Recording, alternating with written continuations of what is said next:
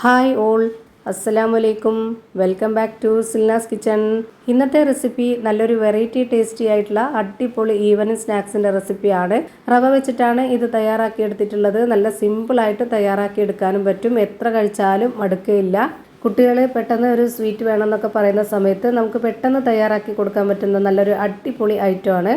അപ്പോൾ ഇതെങ്ങനെയാണ് തയ്യാറാക്കുന്നതെന്ന് അറിയാനായിട്ട് വീഡിയോ സ്കിപ്പ് ചെയ്യാതെ മുഴുവനായിട്ടൊന്ന് കണ്ടു നോക്കണേ. റെസിപ്പിയിലോട്ട് കടക്കുന്നതിന് മുമ്പായി സിൽനാസ് കിച്ചൺ ചാനൽ ആദ്യമായിട്ട് കാണുന്നവരാണെങ്കിൽ പ്ലീസ് ഒന്ന് സബ്സ്ക്രൈബ് ചെയ്തേക്കണേ. ഒപ്പം തന്നെ ഈ വീഡിയോസ് നിങ്ങൾക്ക് ഇഷ്ടപ്പെടുകയാണെങ്കിൽ ഒരു ലൈക്ക് ചെയ്ത് ഷെയർ ചെയ്ത് സപ്പോർട്ട് ചെയ്യാനും മറക്കരുത്. ഇനി നമുക്ക് ഇതെങ്ങനെയാണ് തയ്യാറാക്കുന്നതെന്ന് നോക്കാം. അപ്പോൾ ഇതിനു വേണ്ടി ആദ്യം തന്നെ സ്റ്റവിലേക്ക് ഒരു കടായി വെച്ച് കൊടുത്തു. ഫ്ലെയിം ഓൺ ആക്കി കൊടുത്തിട്ടുണ്ട്. ഇതിലേക്ക് 250 ml കപ്പിൻ്റെ അളവിൽ 1 കപ്പ് പാലാണ് ഒഴിച്ചു കൊടുക്കുന്നത്. പശുവിൻ പാലാണ് ഒഴിച്ചു കൊടുക്കുന്നത്. നല്ല കട്ടിയായിട്ടുള്ള പാലാണ്.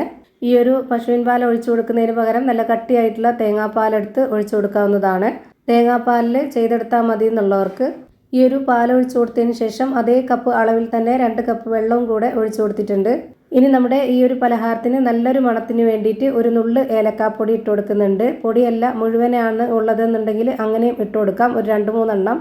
ഇനി ഇത് നല്ലൊരു സ്വീറ്റിൻ്റെ പലഹാരമായതുകൊണ്ട് തന്നെ ഇതിലേക്ക് അത്യാവശ്യത്തിന് നല്ല മധുരം ഇട്ട് കൊടുക്കുന്നുണ്ട്. ഞാനിവിടെ 1/2 കപ്പ് അളവിൽ 1.5 കപ്പ് പഞ്ചസാരയാണ് ഇട്ട് കൊടുക്കുന്നത്. മധുരം ഓരോരുത്തരുടെ അളവിനനുസരിച്ച് കൂട്ടിയും കുറച്ചൊക്കെ ചേർത്ത് കൊടുക്കാവുന്നതാണ്.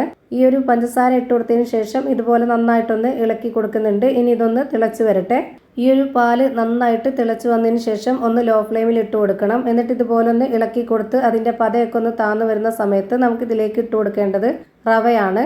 റവ ഇട്ട് കൊടുക്കുമ്പോൾ വറുത്ത റവ തന്നെ ഇട്ട് കൊടുക്കണം, എങ്കിലേ നമ്മൾ ഉദ്ദേശിച്ച ആ ഒരു പരുവത്തിലും ടേസ്റ്റിലൊക്കെ കിട്ടുള്ളൂ. ഞാനിവിടെ 250 ml കപ്പിൻ്റെ അളവിൽ 1.5 കപ്പ് റവയാണ് ഇട്ട് കൊടുക്കുന്നത്. ഇത് ഇട്ട് കൊടുത്തുകൊണ്ടിരിക്കുമ്പോൾ തന്നെ ഇതുപോലെ നന്നായിട്ട് ഇളക്കി കൊടുത്തുകൊണ്ടേ ഇരിക്കണം, അല്ലാന്നുണ്ടെങ്കിൽ അത് കട്ടയായിട്ട് പോകും.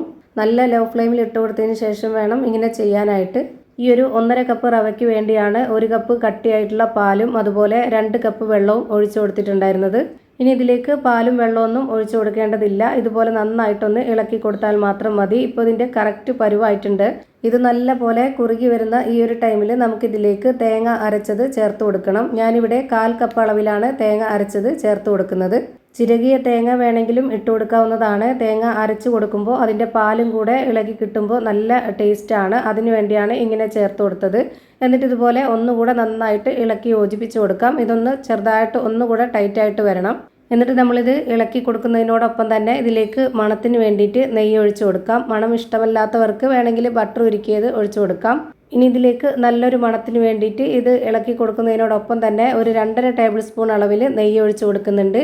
നെയ്യുടെ മണം ഇഷ്ടമല്ലാത്തവർക്ക് ബട്ടർ ഉരുക്കി ഒഴിച്ചു കൊടുക്കാം. അതുമല്ലാന്നുണ്ടെങ്കിൽ ഒന്നും ഇല്ലാതെയും കുഴപ്പമൊന്നുമില്ല. ഇതാ ലാസ്റ്റായിട്ട് ഒന്നുകൂടി നന്നായിട്ട് ഇളക്കി കൊടുക്കുന്നുണ്ട്. ഇതിപ്പോൾ നന്നായിട്ട് വെന്ത് വന്നിട്ടുണ്ട്. ഇനി ഇതിൻ്റെ ഫ്ലെയിം ഓഫ് ചെയ്ത് കൊടുക്കാം. ഇനി ആ ഒരു ചൂടോടുകൂടി തന്നെ നമുക്കിഷ്ടമുള്ള അവൈലബിൾ ആയിട്ടുള്ള ഏതെങ്കിലും ഒരു പാത്രത്തിലോ ട്രേയിലോ ഇതൊന്ന് വെച്ച് കൊടുക്കാവുന്നതാണ്. ആ ഒരു ചൂടോടുകൂടി തന്നെ നമ്മൾ ഇതുപോലെ വെച്ച് കൊടുത്തിട്ട് ഷേപ്പ് ചെയ്തെടുക്കണം, എങ്കിലേ നല്ല പെർഫെക്റ്റ് ആയിട്ട് കിട്ടുള്ളൂ. ഈ ഒരു ട്രേയിലേക്ക് ഇട്ട് കൊടുക്കുന്നതിന് മുമ്പായിട്ട് ഇതിലേക്ക് നെയ്യൊന്ന് സ്പ്രെഡ് ചെയ്തിട്ടുണ്ടായിരുന്നു, എന്നാലേ പെട്ടെന്ന് നമുക്ക് ഇളകി കിട്ടുള്ളൂ. അതുപോലെ ഇതൊന്ന് സ്ക്വയർ ടൈപ്പിൽ കിട്ടാൻ വേണ്ടിയിട്ടാണ് ഇതുപോലെ ട്രേയിൽ വെച്ച് കൊടുത്തിട്ടുള്ളത്. ഇനിയിപ്പോൾ നിങ്ങൾക്ക് ഏതാണോ അവൈലബിൾ ആയിട്ടുള്ളത് ആ ഒരു പാത്രത്തിൽ വെച്ചിട്ട് സെറ്റ് ചെയ്തെടുത്താൽ മതി. എന്നിട്ട് നമുക്ക് ഇഷ്ടമുള്ള വലിപ്പത്തിലും ആകൃതിയിലൊക്കെ ഇത് കട്ട് ചെയ്തെടുക്കാവുന്നതാണ്. ഇനി ഇത് തണുപ്പിച്ചോ ചൂടോട് കൂടിയോ എങ്ങനെ വേണമെങ്കിലും എടുത്ത് കഴിക്കാവുന്നതാണ്. ഞാനിപ്പോൾ ഒരു 20 മിനിറ്റ് നേരം ഇത് തണുപ്പിക്കാതെ തന്നെ വെച്ചിരുന്നിട്ട് ഇതുപോലൊരു ബോർഡിലേക്ക് ഇട്ട് കൊടുത്തിട്ട് ഇതൊന്ന് കട്ട് ചെയ്തെടുക്കുന്നുണ്ട്. ചെറിയ ചെറിയ പീസുകളായിട്ടാണ് കട്ട് ചെയ്തെടുക്കുന്നത്. അപ്പോൾ കാണാൻ നല്ല ഭംഗിയായിരിക്കും. അപ്പോൾ നമ്മുടെ വീട്ടിൽ സ്ഥിരമായിട്ടുള്ള ഒന്നാണ് ഇതിലുള്ള എല്ലാ ചേരുവകളും. അതുകൊണ്ട് തന്നെ നമുക്ക് എപ്പോൾ വേണമെങ്കിലും തയ്യാറാക്കി എടുക്കാൻ പറ്റുന്ന ഒരു അടിപൊളി ഐറ്റമാണ്. നല്ല ടേസ്റ്റാണ്. കുട്ടികളൊക്കെ ചോദിക്കുന്ന സമയത്ത് നമുക്ക് പെട്ടെന്ന് തയ്യാറാക്കി എടുക്കാൻ പറ്റുന്ന ഒരു അടിപൊളി ഐറ്റമാണ്. അപ്പോൾ എന്തായാലും ഒന്ന് ട്രൈ ചെയ്ത് നോക്കാൻ മറക്കരുത്. അപ്പോൾ ഇത്രയേ ഉള്ളൂ ഇന്നത്തെ വീഡിയോ ഇഷ്ടമായാൽ ലൈക്ക് ചെയ്യാനും കമൻറ്റ് ചെയ്യാനും ഷെയർ ചെയ്യാനും മറക്കരുത്. അതുപോലെ ഞാനിടുന്ന പുതിയ വീഡിയോസ് നോട്ടിഫിക്കേഷനായിട്ട് കിട്ടുന്നതിന് വേണ്ടി സബ്സ്ക്രൈബ് ചെയ്ത് ബെല്ലൈക്കൺ അമർത്തി അതിൽ ഓൾ എന്ന ഓപ്ഷൻ എനേബിൾ ചെയ്ത് കൊടുക്കാനും മറക്കരുത്. പുതിയൊരു വീഡിയോയുമായി വീണ്ടും വരും. Thank you for watching.